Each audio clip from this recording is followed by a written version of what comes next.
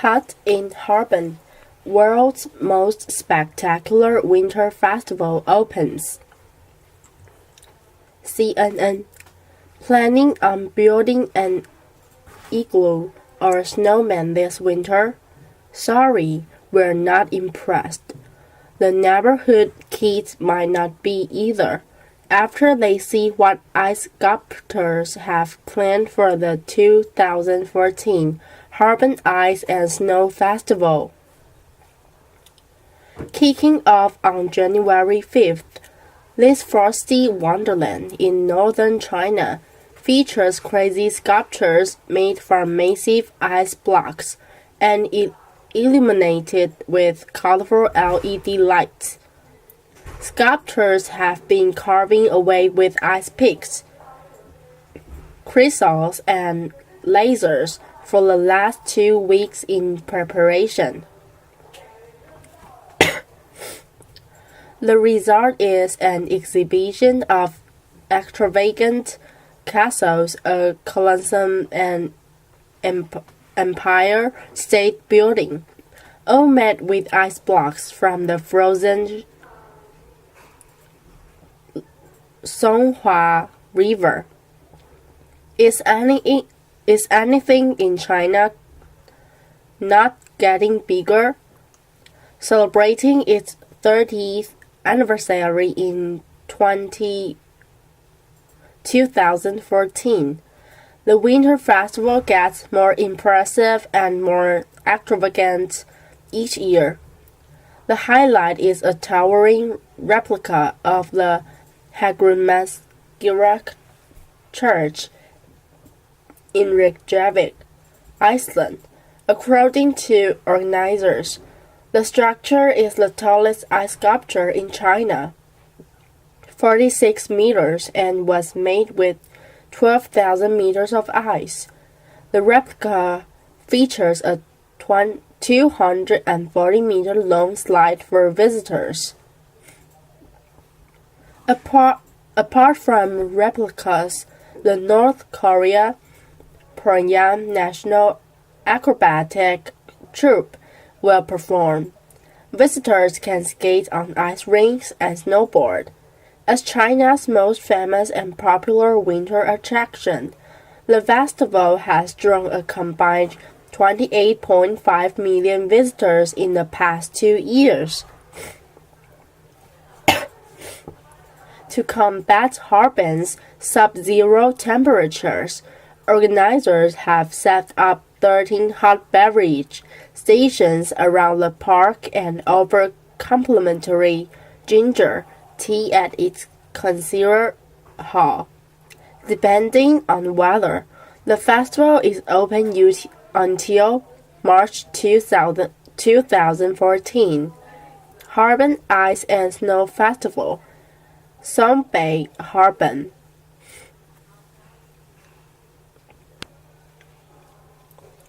Gringo Trails. Is tourism destroying the world? CNN. A new documentary suggests tourism is out of control in parts of the world,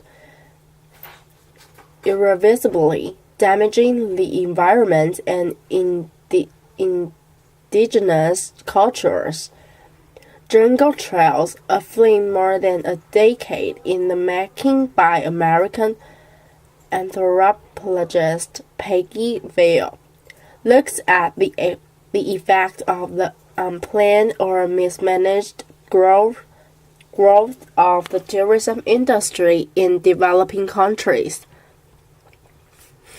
Using dramatic examples from different continents, such as the devastating impact of hedonistic full moon beach parties on Thailand's Koh Phangan Island.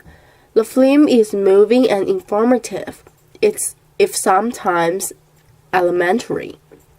The story starts and ends in Bolivia, focusing on the impact of the autobiographical book Lost in the Jungle by Israeli traveler Yossi Ginsberg. In 1981, Ginsberg headed into the Bolivian rainforest and soon got lost, but miraculously survived for 3 weeks despite near-death experiences.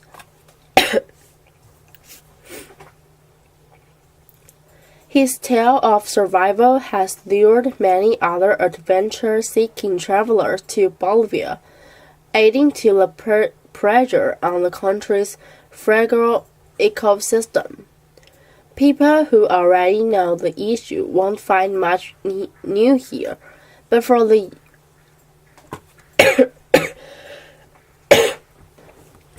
uninitiated, it served as a 78-minute around-the-world guilt trip revealing the frequent causeness of the tourism industry and how it implicates everyone. If I were looking at the oil industry rather than tourism, people would take note of how powerful it is, say Vail. But tourism is the type of industry is that powerful. Gringo Trails refers to the well-trodden paths across the globe by big groups of travelers with power. And gringo no longer just means white faces, says Vail.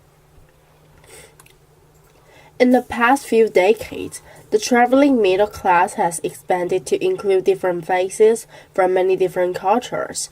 This is the first feature film from Vail, who worked full-time as the associate director of the Center for Media, Culture and History at New York University. CNN Travel spoke to Vail about where tourism harms and helps and about the evolution of so-called dark tourism. CNN: What caught your attention about Yossi Ginsberg's story in Bolivia? Peggy Ball: It formed the beginning and end of the film because it showed how travelers' storytelling can facilitate what I call tourism globalization. CNN: What is tourism globalization? PV: I liken it to urban gentrification. Backpackers are like artists and others who gentrify neglected areas, but artists end up staying only to be displaced themselves eventually. Backpackers move in and out of the places they visit, but the process is similar. Intrepid travelers go into a place, they tell stories about it, then more people come. Guidebooks cover it, novels get written, and feature films are made, The Beach, for example. CNN: So what's the problem? As more people come, there might not be the infrastructure to support such growth, or the big operators come in and reap the benefit. CNN: You've been making this documentary since 1999. What surprised you along the way? PV: It surprised me how little travelers think about their own role and how few local voices we hear in areas affected by tourism. Independent travelers, who mostly come from the middle class in industrialized countries, often travel to the poorest parts of the countries they visit in search of the idea of the most authentic. They're looking for pre-modern, romanticized images. Lina, the Italian tourist in my film visiting Timbuktu, talked about Out of Africa and Lawrence of Arabia in the same line, even though they're in totally different parts of Africa. CNN: Is there a right or wrong way to travel? Look, if you're just going to Koh for the fulfillment party to cross it off your bucket list, then that's the wrong reason to travel. You could have a party at home, you're just using the place as a backdrop. And yes, you might be bringing money into a town when you travel there, but the relationship with local people has to be managed. They need to be at the planning table. CNN. What are some tips on traveling responsibly? Peggy Val. First, no matter what your budget, it costs nothing to research your destination to find out more about the environment and the culture. I would read local writers who've written about their own culture, or at the very least your guidebook's history section. Learn about the do's and don'ts. If someone says don't go naked on the beach, then don't go naked on the beach. CNN. What's your own backpacking background? I've traveled in more than 75 countries, but not always as a backpacker. I'm a travel addict. What's addictive about it? The new experiences that expand your understanding of the world and your relationship with different cultures. I actually feel more at home when I'm away. CNN. Apart from backpacking, what other kinds of tourism are you looking at? PV. Dark tourism, travel to sites associated with suffering and danger, has been happening for years now, but some travelers are taking it to extremes. However, communities can use dark tourism to retell their own history. The Mexican town of El Alberto simulates illegal border crossings into the United States for tourists, for example. Or there's the Bolivian mining town of Potosi, which conducts mine tours. Despite the dangerous conditions below ground, indigenous miners there get to tell their side of the story, not the colonialist version of events. CNN. Where do you want to go next? PV. Mongolia. For the wide open spaces. Gringo Trails was released in November 2013 in North America through Icarus Films and is now showing on the global festival circuit. Upcoming screenings: Sebastopol Documentary Festival in California, March, and the Environmental Film Festival in Washington, D.C. on March 19.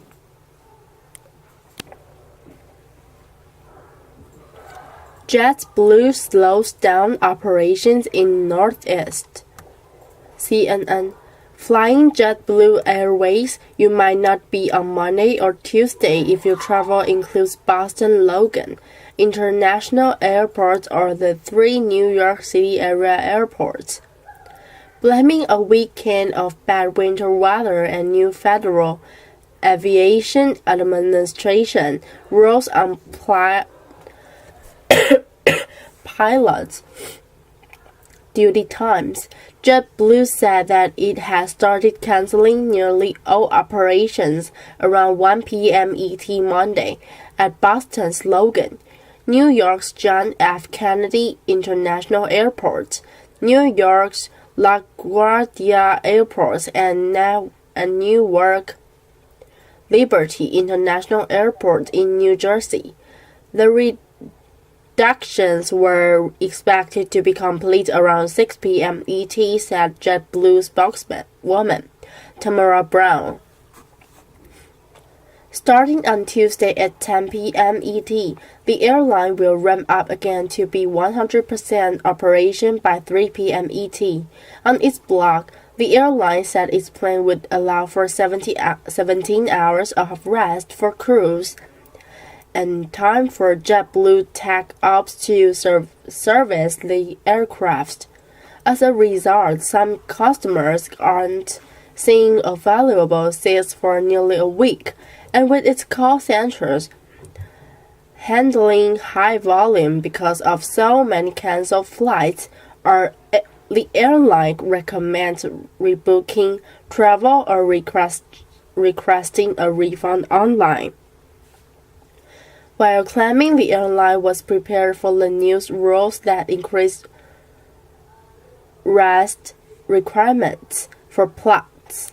Scheduling pilots and crews is a delicate operation under normal circumstances, wrote Yang via email.